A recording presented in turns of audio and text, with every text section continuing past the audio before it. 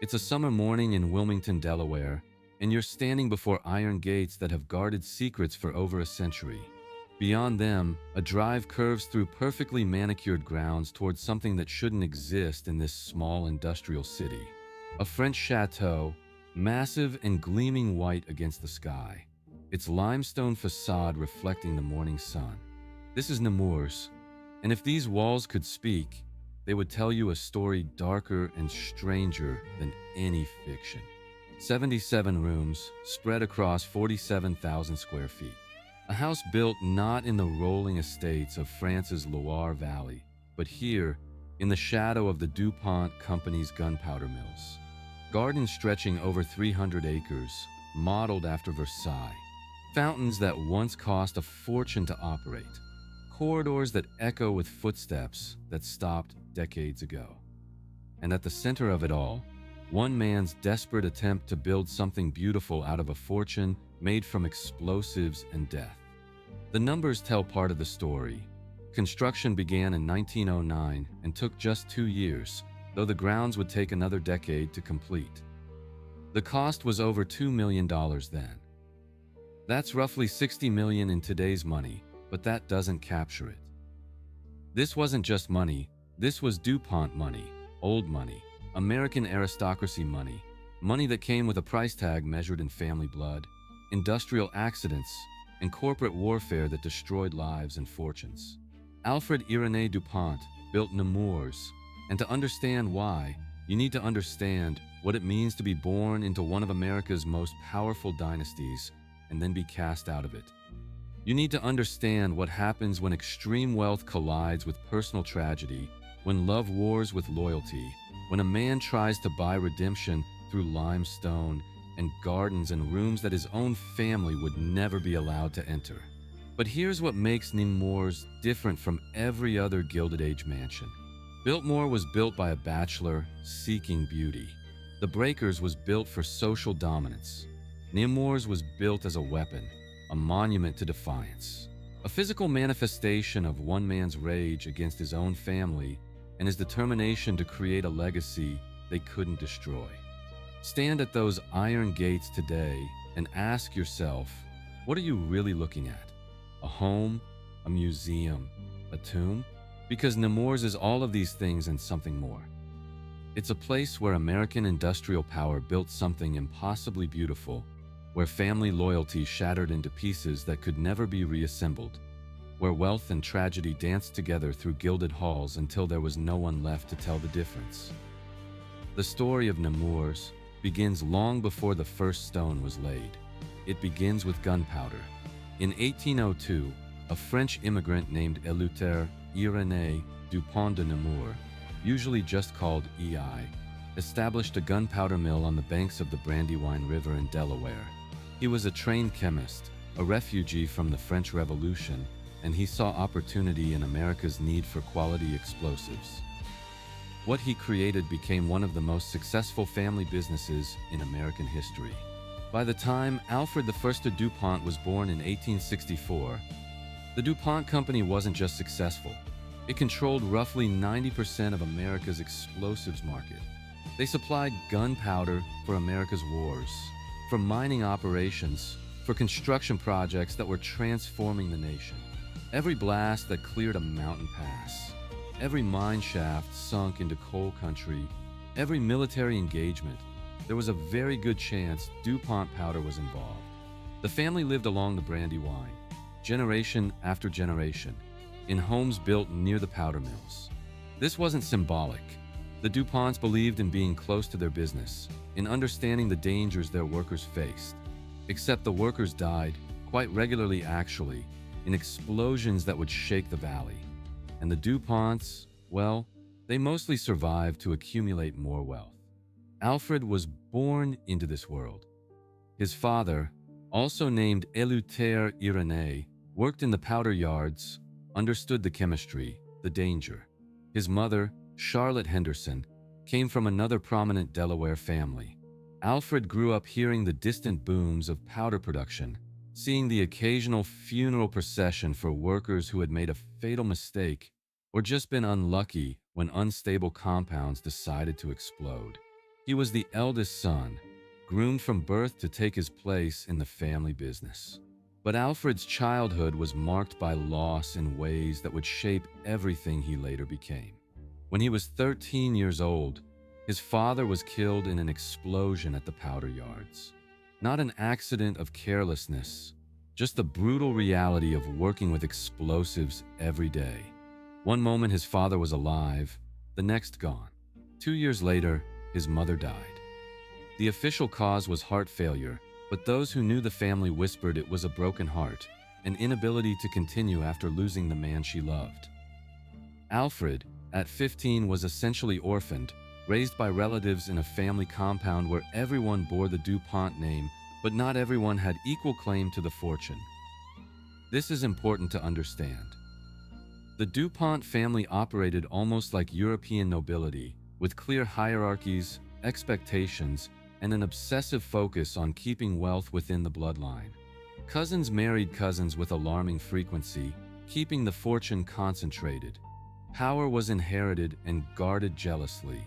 And young Alfred, traumatized by the loss of both parents, began to develop a personality that would eventually make him anathema to everything the family valued. He was brilliant, creative, mechanically gifted. By his 20s, Alfred had invented improvements to powder manufacturing that made the company more profitable and slightly less deadly to workers. He learned to play the violin beautifully, developing a love of music that would stay with him his entire life. He was charismatic in a way the stuffier DuPonts were not, comfortable with workers as much as with executives. But he was also reckless, impulsive, and increasingly deaf. A childhood accident had damaged his hearing, and by his 30s, Alfred was almost completely deaf, relying on lip reading and ear trumpets to communicate. In an era when disability was seen as weakness, this should have diminished him. Instead, it seemed to fuel his determination to prove himself superior to every other DuPont. In 1887, at age 23, Alfred married his cousin Bessie Gardner, because of course he did. This was how DuPonts married. She was beautiful, well-connected within the family, and the marriage seemed to promise everything the clan valued. They had 4 children. From the outside, Alfred was succeeding at being a proper DuPont. On the inside, everything was falling apart. The marriage was troubled almost from the start. Bessie and Alfred were fundamentally incompatible. She wanted a traditional society husband. He wanted a partner who understood his restless creativity. She found his deafness embarrassing. He found her superficial. They stayed together for years because divorce simply wasn't done in families like theirs, but the strain showed. Meanwhile, Alfred was rising in the DuPont company. When the old generation began to die off in the late 1890s, Alfred saw his chance. In 1902, he orchestrated what amounted to a corporate coup, joining with 2 cousins, T. Coleman DuPont and Pierre S. DuPont, to buy out the company from other family members who wanted to sell it to outsiders. The 3 cousins would run DuPont together, modernizing it, transforming it from a family powder business into an industrial giant. For a few years, this triumvirate worked. Alfred managed production, bringing his mechanical genius to bear on improving efficiency and safety. Coleman handled sales and expansion. Pierre, the most financially minded, managed the money. Together, they turned DuPont into a monopoly so powerful it would eventually attract government antitrust investigations. But power shared is power resented, especially in a family as competitive as the DuPonts. And Alfred was about to make a choice that would shatter his standing in the family forever, a choice that would lead directly to the building of Nemours. In 1906, Alfred's marriage to Bessie finally collapsed beyond repair. He wanted a divorce. This was scandalous enough in 1906, but what made it unforgivable to the DuPont family was who Alfred wanted to marry next. Alicia Bradford Maddox, his second cousin, but more problematically, a woman already married to someone else. The DuPont family was horrified. Divorce was bad enough, but this was worse. This was public scandal. This was behavior that threatened the family's carefully cultivated image of respectability. Alfred's relatives, including his business partners Coleman and Pierre, pressured him to abandon the relationship. They threatened him, they begged him. Alfred told them all to go to hell. In 1907, Alfred divorced Bessie in one of the most vicious society divorces Delaware had ever seen. Accusations flew. His children were turned against him. His ex-wife's family, also DuPont's, naturally declared war. And then, in October 1907, Alfred married Alicia, cementing his status as a family pariah. The wedding was small, private, lacking all the society grandeur a DuPont wedding should have had. Most of the family refused to attend. Alfred didn't care, or at least he pretended not to care. But something had broken. The young man who'd lost his parents at 15, who'd worked his way to the top of the family business, who'd helped save the company from being sold to outsiders, was now an outcast. He was still wealthy, still powerful, still a major shareholder in DuPont. But socially, within the family structure that defined Delaware society, Alfred was finished. His cousins began maneuvering to push him out of company leadership. Relatives stopped inviting him to family gatherings. His own children, poisoned against him by their mother, refused to see him. And this is when Alfred decided to build Nemours. Not a home, not really. Something bigger and more complicated than that. He would build a palace that would dwarf anything any other DuPont owned. He would create gardens more magnificent than those at Winterthur, his rival cousin's estate. He would name it Nemours, after the French town where the DuPont family originated, claiming the family heritage for himself. And then, in the cruelest twist of all, he would forbid any DuPont except his own direct descendants from ever owning it or controlling it. His will would specify that Nemours could never pass to the cousins who would cast him out. It would be his legacy, his monument, his middle finger to a family that chose propriety over loyalty. Alfred purchased 300 acres along the Rockland Road, just a few miles from the Brandywine powder mills where his father had died. Close enough that he could still smell the sulfur when the wind was right. Close enough that the other DuPonts would have to see it, to know what he'd built, to understand what they'd lost when they cast him out. In 1909, construction began. Alfred was 45 years old, newly married to a woman he loved fiercely, and determined to create something that would last longer than family feuds. He hired the best. Carrere and Hastings, the prestigious New York architectural firm that had designed the New York Public Library, would design his chateau. Gabriel Massenat, who had worked on the gardens of European royalty, would create the grounds. Workers, craftsmen, artists, they descended on Wilmington to build Alfred's dream. The design was pure French neoclassical, a central mansion block flanked by pavilions, all in gleaming white limestone. Tall windows that flooded rooms with light. A mansard roof in the French style. Columns and balustrades and carved details that spoke of Versailles, of European aristocracy, of old money trying desperately to prove it was older than it actually was. But this wasn't Europe. This was Delaware, industrial Delaware, where the smell of powder smoke mixed with garden perfume, where the sound of factory whistles punctuated formal dinners. The contrast was deliberate. Alfred was saying something with Nemours. We can be as refined as any European, we can create beauty as magnificent as any chateau, but we did it with American industrial power, with money made from things that explode. The construction moved quickly. Just 2 years to build the main house, though the gardens and outbuildings would take far longer. 77 rooms, including a ballroom that could host hundreds, a dining room designed for elaborate formal dinners, a music room where Alfred's beloved violin could sing, bedrooms for family and guests, and corridors, long echoing corridors that would one day seem far too empty. The technology was cutting edge.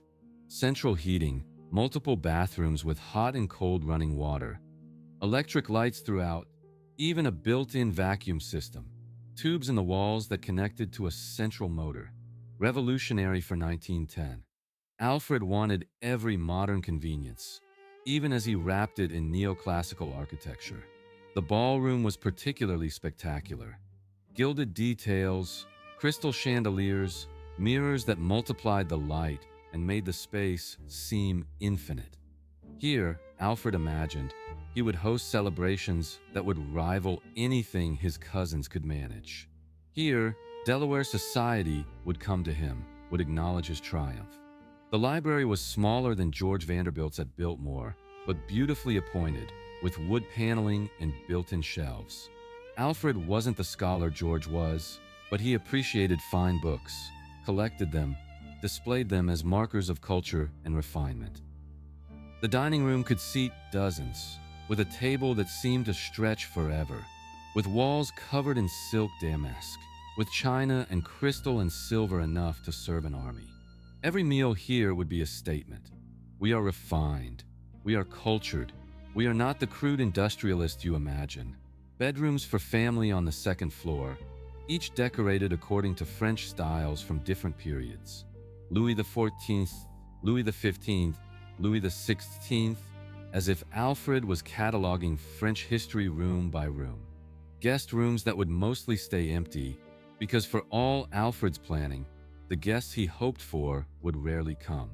And throughout the house, everywhere you looked, reminders of the DuPont legacy, the family crest carved into woodwork. Portraits of ancestors, including Eleuthère Irénée himself, stern and disapproving in oil paint. The name Nemours itself claiming the French heritage the Delaware DuPonts barely remembered. But the house was only part of Alfred's vision. The gardens, those would take another decade to complete, and they would be where Alfred's true obsession showed. He wanted Versailles. He wanted formal French gardens that would declare to anyone who saw them that Alfred I's DuPont was not just wealthy, he was cultivated, he was a man of taste who understood European traditions. Gabriel Messina gave him exactly that. A central axis running from the mansion toward a reflecting pool and temple. Perfectly symmetrical parterres with boxwood hedges trimmed to geometric precision. Statuary imported from Europe, classical figures in marble and bronze. Fountains, dozens of fountains, including a massive central fountain that would become Nemours' signature feature. The Long Walk, a colonnade nearly half a mile long, stretching through the gardens, providing a shaded path for strolling while surveying the grounds. This alone cost a fortune and served almost no practical purpose except to say, I can afford to build a half-mile colonnade because I want to. The temple at the end of the reflecting pool, designed in classical style, a place for contemplation or perhaps for displaying yet more statuary. The sunken gardens, the rose gardens, the achievement garden, each one a separate formal space, each one requiring teams of gardeners to maintain. The scale was excessive even by Gilded Age standards. Alfred was competing not just with other American millionaires, but with European royalty. He wanted grounds that would rival actual palaces, and he had the fortune to make it happen. But maintaining all this would require an army. And Alfred, despite his conflicts with the family, remained very much a DuPont in his expectations of service. Running a 77-room mansion and 300-acre estate required a small army of servants, and Alfred assembled one. At its peak, Nemours employed dozens of people whose lives revolved entirely around maintaining Alfred's vision. Inside the house, a traditional hierarchy ruled.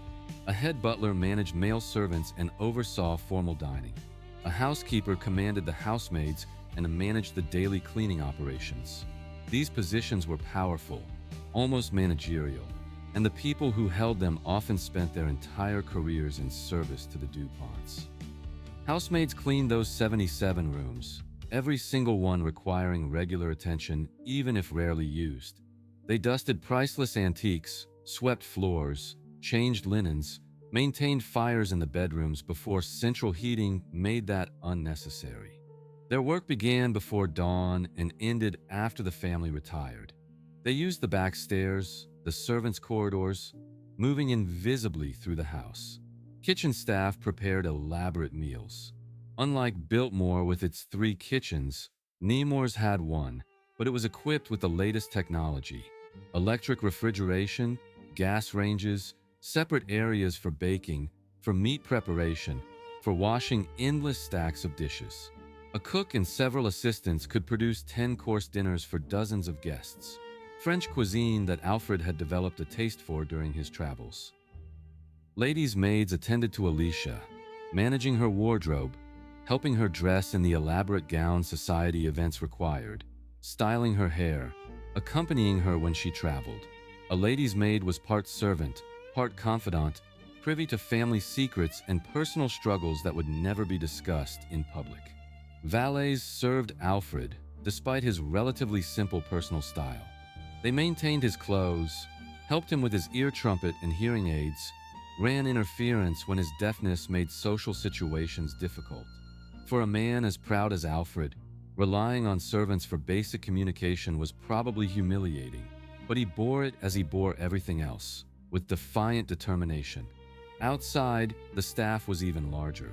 Head gardeners supervised teams of groundskeepers who maintained those elaborate gardens.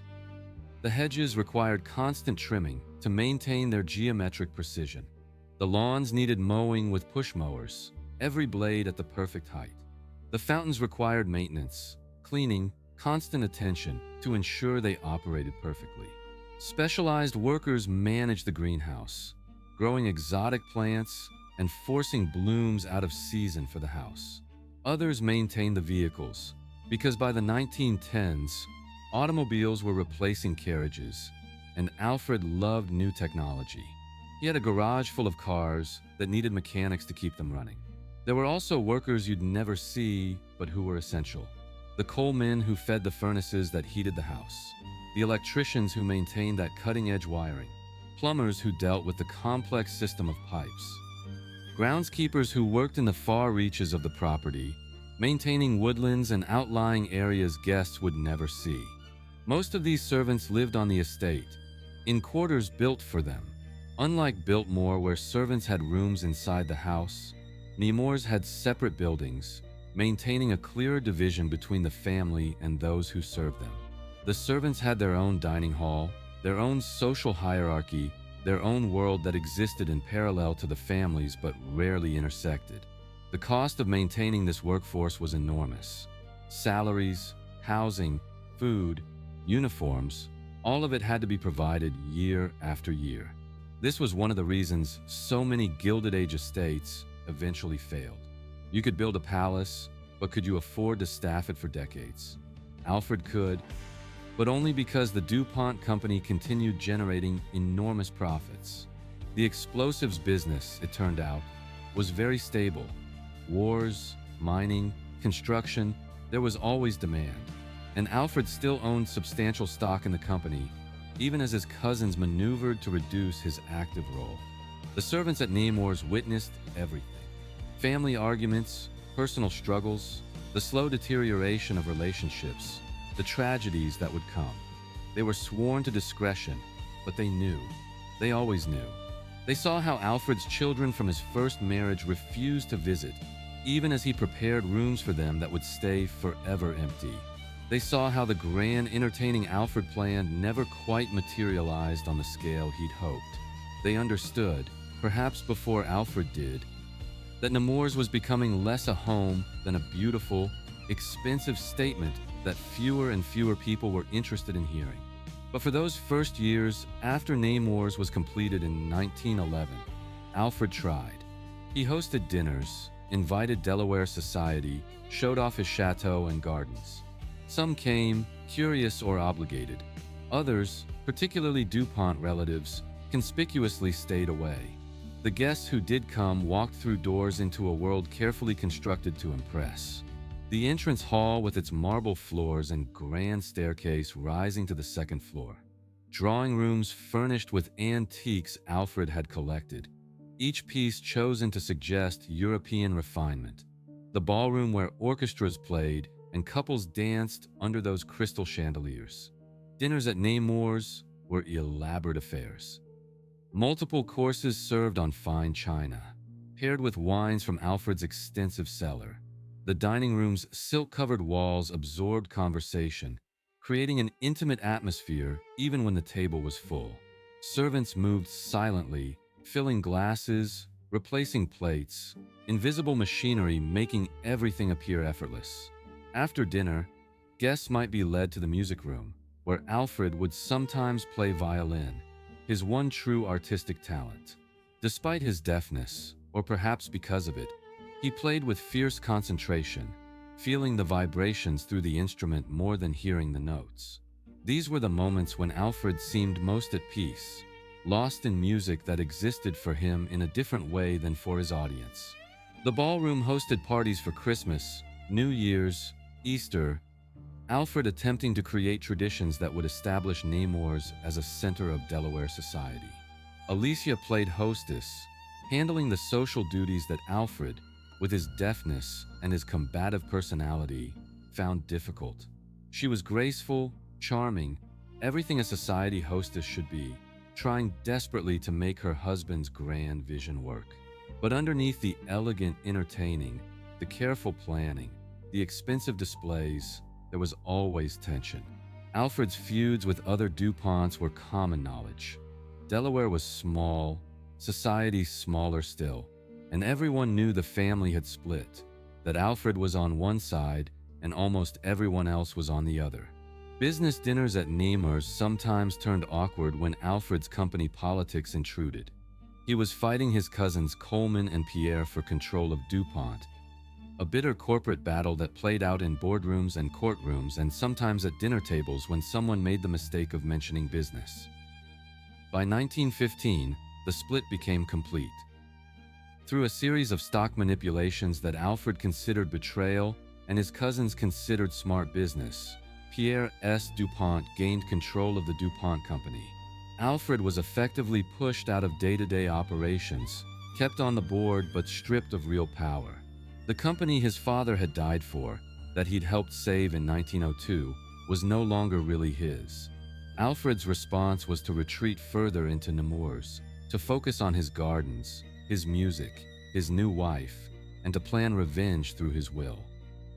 If they wouldn't let him run the company, fine, but they'd never get his estate. They'd never control what he built.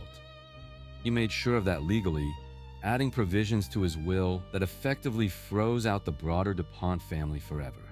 Guests who visited Nemours after 1915 found Alfred increasingly bitter, increasingly isolated, surrounded by beauty he'd created, but unable to enjoy it fully. The rooms that were supposed to host triumphant gatherings instead echoed with fewer and fewer voices. The gardens, magnificent as they were walked by fewer and fewer feet. And then came the war. World War I transformed everything, including what it meant to own an explosives company. When war broke out in Europe in 1914, the DuPont company was still primarily focused on commercial explosives: mining, construction, controlled demolition. Military contracts existed, but were a smaller part of the business. Within 2 years, that would completely change. The warring nations of Europe needed explosives on a scale no one had imagined possible. Artillery shells by the millions, gunpowder, high explosives. Modern warfare consumed ammunition at rates that staggered military planners. And DuPont, with its virtual monopoly on American explosives production, was perfectly positioned to profit from death on an industrial scale. Pierre S. DuPont, now in control of the company, oversaw a massive expansion. New plants were built. The workforce ballooned from thousands to tens of thousands. Production increased exponentially.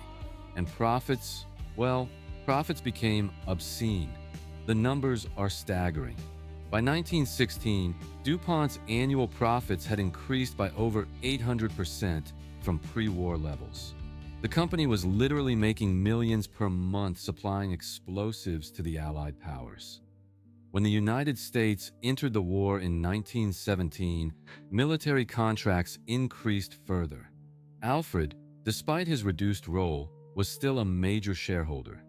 His wealth increased enormously during the war years, adding to the fortune he would eventually funnel into his various projects. But the source of this wealth was becoming impossible to ignore: DuPont powder and explosives were killing hundreds of thousands of people, perhaps millions.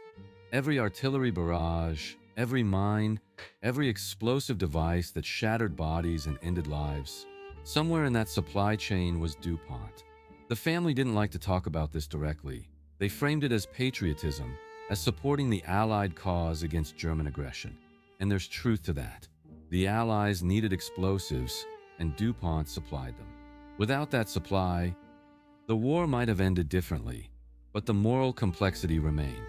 The DuPonts were peace profiteers, if such a term makes sense.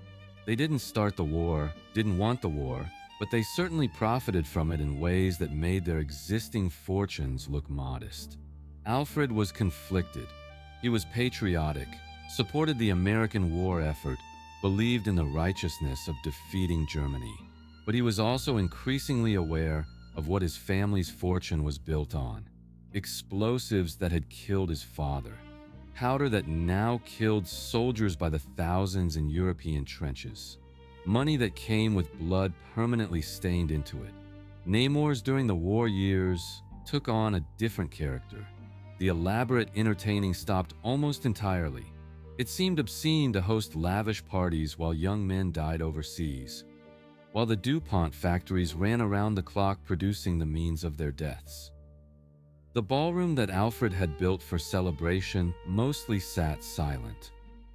Alicia turned her attention to war relief, organizing charity efforts, raising money for hospitals, for widows, for refugees. It was good work, necessary work, and it gave her purpose beyond being hostess to parties that weren't happening. Alfred focused on his ongoing business battles. Even during the war, his feud with Pierre and Coleman didn't stop. If anything, it intensified. There were lawsuits over stock transactions, accusations of betrayal, proxy fights for board seats. The war made the company incredibly valuable, which meant control of that company was worth fighting for even more viciously. And in the middle of all this, personal tragedy struck.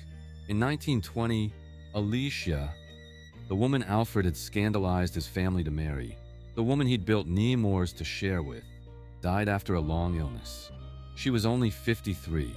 The magnificent house that was supposed to be their shared triumph became Alfred's mausoleum. The bedrooms they decorated together, empty. The ballroom where they'd entertained, silent. The gardens they'd walked, lonely. Alfred was 56 years old, wealthy beyond measure, living in one of the most beautiful houses in America, and absolutely miserable. He wandered Nemours like a ghost, deaf and increasingly alone. His children from his first marriage still refused contact. His cousins were enemies. His wife was dead. The house that was supposed to prove his superiority to the family that cast him out instead proved that all the limestone and gardens and gilded ballrooms in the world couldn't buy happiness. But Alfred's story wasn't over, because in his grief and loneliness, he was about to make another scandalous choice, another defiant marriage, another decision that would shape Nemours' ultimate legacy. Her name was Jessie Ball, and she was almost 20 years younger than Alfred. She'd been a teacher, a woman of intelligence and determination, not from a socially prominent family, but educated, capable, strong-willed. They'd known each other for years, possibly been in love before circumstances separated them. Now, with Alicia gone, Alfred pursued Jessie with the same intensity he'd brought to everything else in his life. They married in 1921, and if Delaware society thought Alfred's second marriage to Alicia had been scandalous, this third marriage was even worse. Jessie wasn't a DuPont. She wasn't from an old family. She was, in the eyes of Delaware's aristocracy, a nobody. The fact that she was intelligent, compassionate, and genuinely seemed to love Alfred mattered not at all to people who measured worth by lineage. But Jessie transformed Nemours. She brought life back into rooms that had been silent since Alicia's death. She managed the household with efficiency that would have impressed any corporate executive. She handled Alfred's deafness with patience and grace, learning to communicate with him through methods that maintained his dignity. And most importantly, Jessie shared Alfred's growing conviction that their wealth needed to serve a greater purpose. Alfred had spent his life building monuments to himself, fighting with his family, accumulating more money than he could ever spend. Now, in his 60s, he began thinking about legacy in a different way. He wanted to help people, not just the idle charity work the wealthy did for social credit, but something substantial, something that would make a real difference. And Jesse encouraged this, helped him focus his energy on philanthropy instead of vengeance. They established the Nemours Foundation in 1936 with a mission that evolved over the years but centered on helping children. Alfred had been orphaned young, had never fully healed from that childhood trauma. Now, he wanted to ensure other children, especially those without families or resources, had opportunities he'd lacked. The foundation would grow to operate hospitals, provide health care, support education. It would become one of Delaware's most significant charitable organizations, touching thousands of lives over the decades.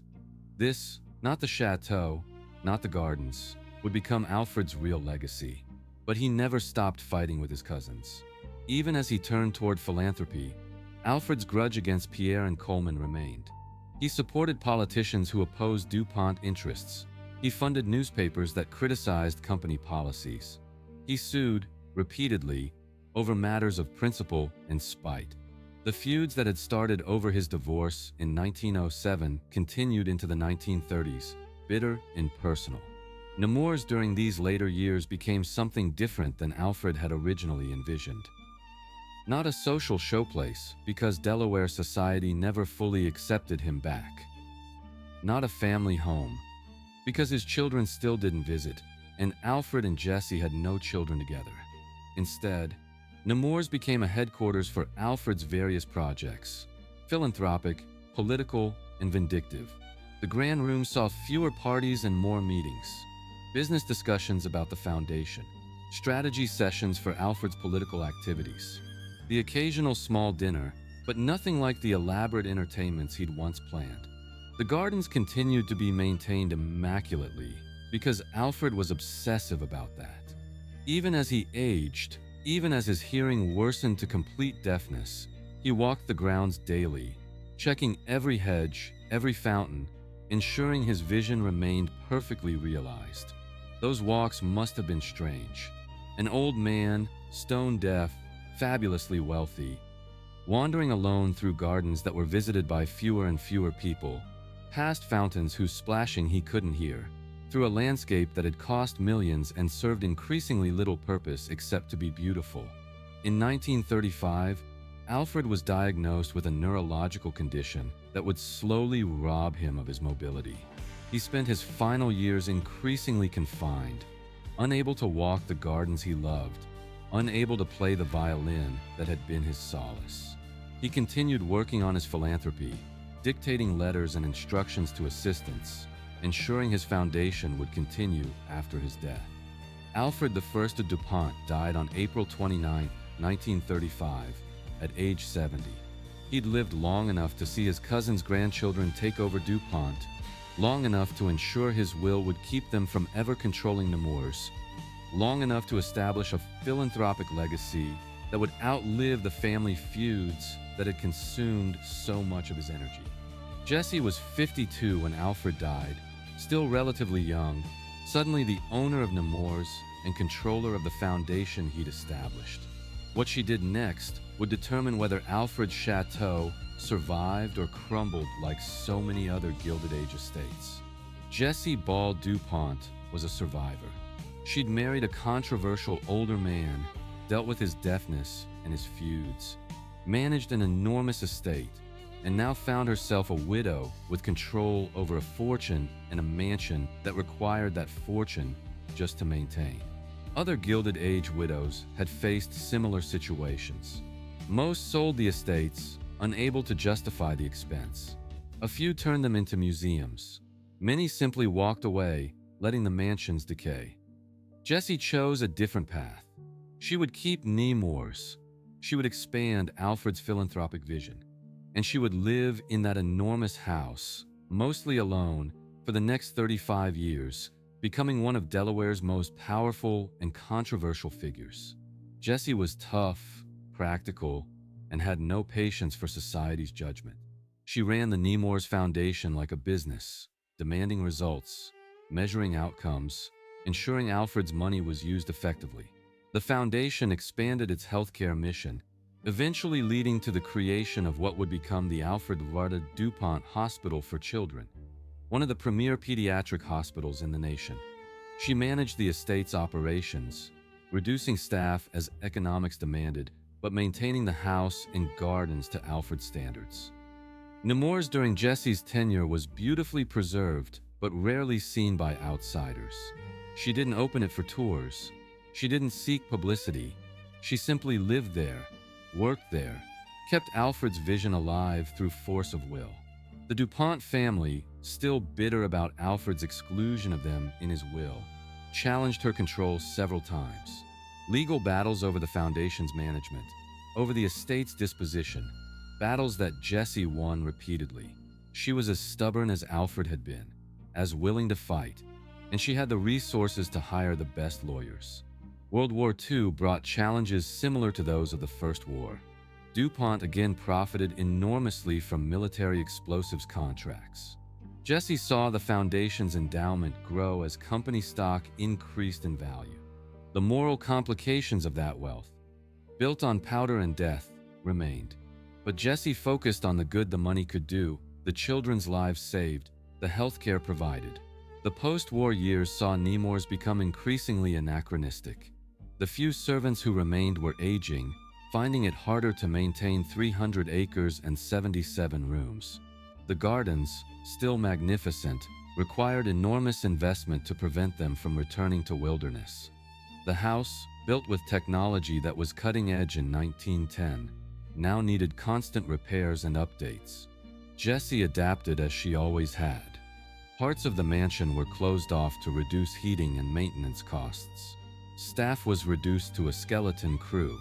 The elaborate entertaining Alfred had planned for, that had never really materialized even in his lifetime, stopped completely. Nemours became Jessie's private domain, a beautiful anachronism where an elderly widow lived surrounded by reminders of a marriage and an era that had ended decades before. By the 1960s, Delaware was changing rapidly. The DuPont Company, once a family business, had become a modern corporation. The family members still held stock, still had influence, but the old dynastic control was fading. New suburbs were spreading across the state.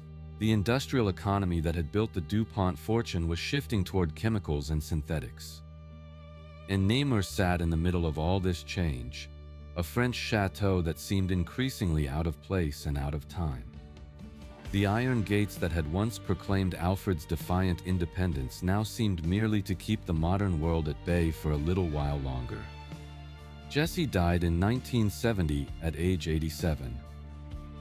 She'd outlived Alfred by 35 years, had managed his estate and his foundation with fierce determination, had kept Nemours standing when economics suggested it should be sold and demolished. But she'd also, perhaps inevitably, failed to solve the fundamental problem. What do you do with a 77-room mansion that was built for elaborate entertaining and family life when there's no family left who wants it and no one to entertain? Alfred's will had specified that Nemours could never go to the DuPonts he'd feuded with. Jessie's will reinforced this. The estate would be controlled by the Nemours Foundation, to be used for the foundation's charitable purposes. It could never be sold or divided. It had to remain intact. For a few years after Jessie's death, Nemours sat largely empty. The foundation maintained it but wasn't sure what to do with it. Converting it to foundation offices seemed wrong. Selling it was legally impossible. Demolishing it was unthinkable, both because of the will restrictions and because, despite everything, it was a magnificent piece of architecture and history. The solution, when it came, was a compromise between Alfred's original vision and modern reality. Nemours would become a museum, open to the public, preserved as an example of Gilded Age architecture and as a testament to the DuPont family's history, even though Alfred had built it partly as an act of defiance against that very family. In 1977, after years of preparation, Nemours opened for public tours. Not year-round at first, not to huge crowds, but to anyone willing to make a reservation and pay an admission fee. People could finally see inside the gates that had been closed for decades, could walk through rooms where Alfred and Jesse had lived, could stroll gardens that had once been private playgrounds for industrial aristocracy. The transformation required significant work. Modern fire suppression systems had to be installed without destroying the historical fabric. Climate control to protect furnishings and artwork. Accessibility features to comply with regulations. The invisible infrastructure that turns a private home into a public museum. Guides were trained to tell the story of Alfred and the estate, but it was a carefully curated story, emphasizing the architecture and gardens, touching lightly on family conflicts, generally avoiding the darker aspects of how DuPont money was made and what it cost the people who worked in those powder mills. The gardens became the real attraction. The chateau was impressive, certainly, but the formal gardens, with their perfect symmetry and elaborate fountains, were what made Nemours unique. Visitors could walk the long walk, see the statuary, watch the fountains operate, experience a piece of Versailles transplanted impossibly to Delaware. But opening Nemours to the public didn't solve all the problems. The foundation still owned it, still had to maintain it, and maintenance costs for a property like this are never-ending. The admission fees helped but didn't cover everything. The foundation's other charitable activities, particularly the Children's Hospital, were more important and received more resources. By the 1990s, Nemours the museum was struggling. Attendance was modest. The house needed major restoration work. The gardens required constant investment. The foundation faced a choice similar to what many historic properties face. Continue pouring money into preservation, or redirect those resources to more active charitable purposes? They chose a middle path. Major restoration work was done in the late 1990s and early 2000s. Rooms were restored to how they appeared during Alfred's lifetime. The gardens were rehabilitated, some areas redesigned to be more sustainable and easier to maintain. The house's systems were updated again, and the interpretation changed. Instead of just showing beautiful rooms and gardens, the tours began to tell more of the real story. Alfred's conflicts with the DuPont family, the source of his wealth and explosives, the personal tragedies that shaped him, the complex legacy of industrial fortunes built on products that destroy. This more honest approach attracted different visitors. Not just people interested in seeing a mansion, but those curious about American industrial history, about family dynasties, about the complicated legacy of Gilded Age wealth. In 2016, another significant change came. After years of managing Nemours as a house museum, the Nemours Foundation partnered with preservation organizations to expand the site's mission. The Children's Hospital that had grown out of Alfred's foundation was now a major institution. Nemours the estate was marketed as part of that larger story. Industrial wealth transforming into healing. Mansions built from explosives, money becoming children's health care. Today, Nemours operates in limited capacity, offering tours by reservation, hosting occasional events, serving as a unique venue in Delaware's cultural landscape. The mansion and gardens have been maintained, though not always to the obsessive standard Alfred would have demanded. Stand at those iron gates now, more than a century after construction began, and you're looking at something that shouldn't have survived. By every historical precedent, estates like this don't last. They're too expensive, too impractical, too tied to an era that's long dead. The breakers in Newport? Given to preservation societies, the family couldn't afford it. Biltmore? Still family-owned but converted into a massive tourism operation that's as much theme park as historic home. Winterthur, built by Alfred's cousin, now a museum and garden, operated by a foundation. Nemours survived differently, not through tourism revenue, not through clever business adaptation, but through legal structures Alfred put in place to spite his relatives. By making it impossible for the estate to be sold or divided, by tying it to his foundation, Alfred ensured Nemours would either be maintained or abandoned, but never parceled off and destroyed. It was an act of posthumous control that succeeded beyond what Alfred probably imagined. He wanted to keep his cousins from getting the property, and he did. But the side effect was preservation, because the foundation that inherited Nemours had resources and a legal obligation to maintain it. The irony is thick. Alfred built Nemours partly out of spite, as a monument to his defiance of family expectations and social conventions. He intended it as a private refuge where he could live according to his own rules. Instead, it became a public museum that tells the story of his family, including the relatives he despised, as part of Delaware's broader industrial heritage.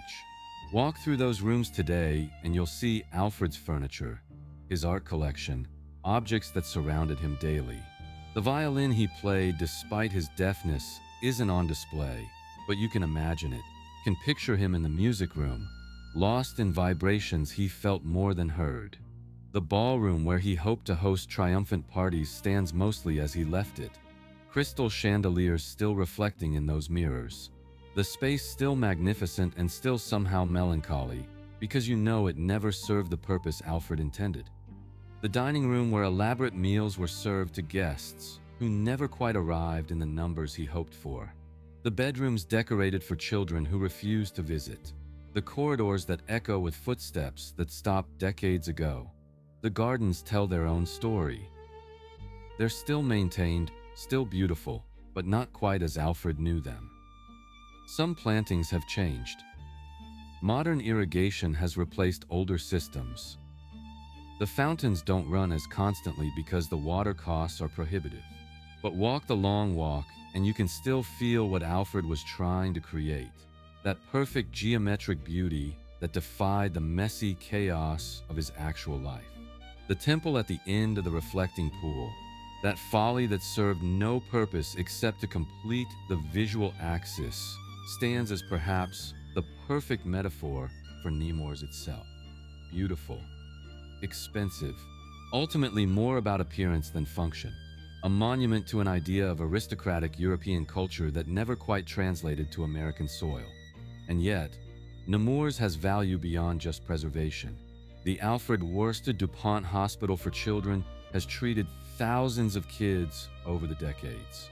The foundation's other charitable works have touched countless lives. The explosives money, the powder fortune built on industrial accidents and military death, transformed over generations into healing. That's Alfred's real legacy, though he'd probably be disappointed it wasn't the mansion itself. He wanted to be remembered for Nemours, for the gardens, for creating beauty. Instead, he's remembered, when he's remembered at all, for philanthropy that began as an afterthought and grew into something genuinely meaningful. The DuPont family's relationship with Nemours has softened over the years. The feuds that consumed Alfred are ancient history now. Modern DuPonts, many of whom have no direct connection to the conflicts of a century ago, visit the estate as tourists, curious about this branch of their family tree that went so spectacularly off-script. Some probably walk through the rooms wondering what it would have been like if Alfred had just played by the rules, had stayed married to his first cousin, had remained loyal to Coleman and Pierre, had kept his place in the family structure. Would he have been happier? Would Nemours even exist if Alfred hadn't been driven by spite and defiance to prove himself? We'll never know, of course, but the evidence suggests Alfred wasn't built for contentment. Even if his first marriage had worked, even if the family hadn't turned against him, he would have found something to fight about, some way to prove he was superior, some monument to build that exceeded all others.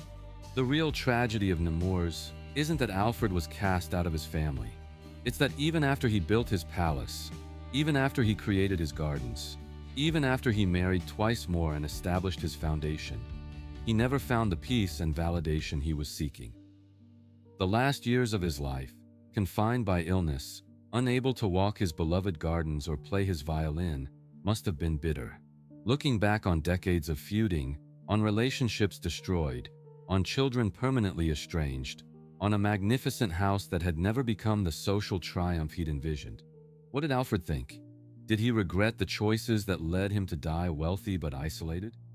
Or did he remain defiant to the end, convinced he'd been right and everyone else wrong? Jessie probably understood him better than anyone. She spent 35 years living with Alfred's choices, maintaining his estate, fighting his battles even after he was gone. Her decision to keep Nemours, to honor his vision even as she adapted it to new realities, suggests she believed there was value in what he'd created beyond just spite and defiance. And perhaps she was right. Nemours, for all its complications, stands as a testament to human complexity. It's a beautiful house, built by a difficult man with money made from dangerous products. It's a monument to love and spite, to creativity and vengeance, to the best and worst impulses of American industrial capitalism. The gardens are genuinely magnificent. The architecture is skillfully executed. The craftsmanship throughout is exceptional. These things have value independent of Alfred's character or his family feuds. Beauty doesn't become less beautiful because the person who created it was flawed. But neither can we ignore the source of the money that built this beauty. The DuPont fortune came from explosives, from powder that killed Alfred's own father, from products that made World War I more deadly, from an industry that enriched one family while endangering thousands of workers over generations. That's the real story of Nemours. Not just a rich man building a mansion, but the complicated legacy of industrial America, where fortunes built on danger and death could be transformed into art and gardens and eventually, in some small way, into healing. Stand at those gates one more time. Look past the limestone facade, past the formal gardens, past the obvious beauty. What are you really seeing? You're seeing the physical manifestation of one man's defiance, his determination to prove himself worthy through architecture and landscaping. You're seeing wealth built on explosives and industry, concentrated into 300 acres of controlled beauty. You're seeing a family's complicated history preserved in stone and hedge, conflicts that shaped not just one estate, but an entire industrial dynasty. But you're also seeing survival against improbable odds. Most Gilded Age estates are gone, demolished or subdivided or transformed beyond recognition. Nemours remains, not in active family use, but intact, preserved, telling its story to anyone willing to listen. You're seeing how determination and legal planning can create preservation, how structures designed to protect a legacy can serve unexpected purposes. You're seeing how industrial fortunes, over time and through transformation, can fund healing and public benefit. And you're seeing a reminder that behind every beautiful thing, there's always a human story. The gardens didn't spring naturally from the earth. They were designed, built, maintained through enormous effort and expense. The mansion didn't grow organically. It was willed into existence by a man driven by vision and conflict, by love and rivalry, by dreams that shifted over his lifetime. Nemours carries weight, not from ghosts, but from history. The elaborate entertaining that never quite materialized as planned, the family tensions that never fully healed, the private struggles that played out behind those elegant walls, the transformation from private palace to public museum, from family battleground to children's healthcare legacy. Walk those corridors today and you can feel the layers of time. The era when Alfred poured his energy and fortune into proving something to his family. The decades when Jessie fought to maintain his vision while adapting to changing realities. The modern purpose as part of a healthcare foundation that serves thousands of children. This is the complex story of Nemours. Not simply dark, but layered with ambition and heartbreak, triumph and compromise, private pain and public legacy. It reveals truths about wealth and family, about what we build and why, about how our grandest gestures can take on meanings we never intended. Alfred wanted to build a legacy that would outlast his conflicts. He succeeded, though not in the way he imagined. Nemours stands today, but not as the social showcase he envisioned. It survives as a museum, yes, but also as part of something larger. a foundation that channels industrial wealth toward healing. His real lasting impact, the hospital and foundation work, grew from seeds planted late in his life, encouraged by Jesse when he finally looked beyond family battles toward broader purpose. The monument he built to spite his relatives became, ironically, part of their shared family story. The fortune made from explosives eventually funded pediatric care. Perhaps that's the nature of legacy. We build for one reason, but what we create takes on its own life, serves purposes we never imagined, tells stories that go beyond our intentions. Alfred got much of what he wanted: the grand house, the perfect gardens, the legal protections that kept his cousins from controlling his creation. But the meaning of it all shifted after he was gone. Nemours stands as testament to human complexity. It's a beautiful house built by a complicated man with money from a dangerous industry. It's a monument to defiance that became a shared heritage. It's a private palace that became a public resource. It's proof that even our most personal gestures eventually belong to history, interpreted and reinterpreted by generations who never knew our struggles. That's what you're really seeing when you stand at those gates. Not just a French chateau in Delaware, but the physical record of human ambition, conflict, love, loss, and the unexpected ways our legacies unfold. You're seeing how Alfred's determination to build something permanent succeeded, even as the meaning of that permanence changed. The tragedy and triumph of Nemours is that it survived. Not perfectly, not as originally intended, but survived nonetheless. While other Gilded Age mansions crumbled or were demolished, Nemours adapted. While other family feuds faded into forgotten history, this one left a monument that forces us to remember and reckon with what it means. And now visitors walk through rooms where Alfred argued with his family, where Jesse kept his vision alive, where the weight of industrial wealth and personal conflict once pressed down on every conversation. They see beauty without always understanding its cost. They admire gardens without knowing the spite that partly motivated their creation. They photograph fountains without recognizing them as monuments to a more complicated story than the tour guides usually tell. We walk through thinking about architecture and design, about wealth and privilege, about how the other half lived. What we should think about is more difficult: how even enormous resources can't solve certain human problems, how family wounds can motivate grand gestures, how our attempts to control our legacies often fail, and sometimes that failure creates something more valuable than what we planned. Because here's what Nemours ultimately teaches us. Alfred built his palace to prove himself to people who had rejected him. He created his gardens as a declaration of independence from family expectations. He used his will to ensure eternal control over who could and couldn't benefit from his creation. And all that careful planning and defiant gesture-making mattered far less than what happened accidentally. The foundation that grew beyond his original vision, the children's hospital that carries his name, the transformation of explosive powder money into pediatric care. The things that last aren't always the things we build most carefully.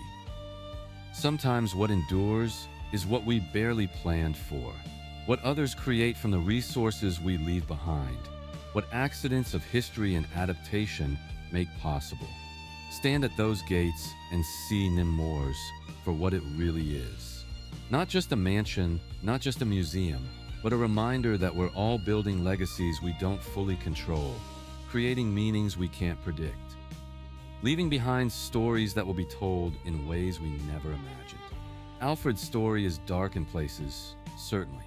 Family conflict, industrial accidents, personal losses, the weight of enormous wealth built on dangerous products. But it's also a story of transformation, of how even complicated legacies can serve unexpected good, of how what we build in defiance or anger can eventually serve purposes larger than our private wars. That's the real story of Nemours. That's what those 77 rooms and 300 acres are telling us. Not a simple tale of wealth in excess, not just another Gilded Age mansion, but a complicated American story about industry and family, conflict and creation, how we try to control what we leave behind, and how it escapes our control anyway. The gates stand open now, welcoming visitors Alfred never invited, serving purposes he never fully imagined. The chateau he built as his private statement has become a public trust. The gardens he perfected in spite are maintained for everyone. The fortune he fought to control has spread far beyond his ability to dictate its uses. And perhaps that's exactly as it should be. Perhaps the best legacies are the ones that outgrow their creators, that adapt and survive by becoming something more than originally intended. Perhaps Nemours' survival is proof that even our most personal monuments eventually belong to everyone, and in that belonging, find their truest purpose. That's what you're really seeing at those iron gates. Not the end of Alfred's story, but its continuation in forms he never predicted. Not a monument frozen in time, but a living piece of history that keeps revealing new meanings. Not just a beautiful estate, but a reminder that what we build always outlasts our ability to control what it means. The dark story of Nemours is also a story of light, of transformation, of how even complicated origins can lead to meaningful legacies. Stand there long enough, looking past those gates, and you might understand that the true power of places like this isn't in their grandeur, but in what they teach us about ourselves, about ambition and limitation, about the distance between what we intend and what we actually create. And maybe that's the lesson worth taking away.